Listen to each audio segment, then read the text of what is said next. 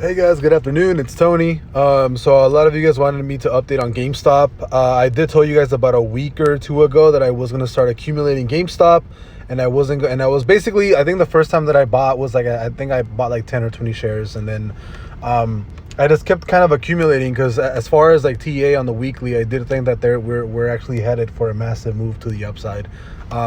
So I did make it up to 50 shares, I think, like a couple days ago, and then just today I actually bought 10 more shares because I do think that GameStop has officially maybe started the rally towards the upside, especially with a bunch of news. Obviously, there's TA that goes into it, but there's a lot of news that's been coming out for GameStop that I think that, it's really going to start running towards the upside, right? So as of right now, I do have 60 shares.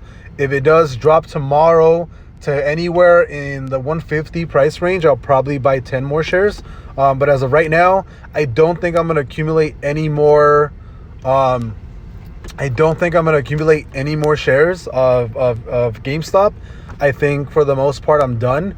Unless, again, like I said, unless we drop down to these 150 levels, and I'll probably buy maybe 10 or 20 shares more. But I am accumulating as of right now. Most of them, I'm basically stopped accumulating, but I think if we do drop down a little bit further, I'll probably buy some more. But yeah, still just a quick update on this. I do think it's going to probably run sometime soon. So I'll see you guys later.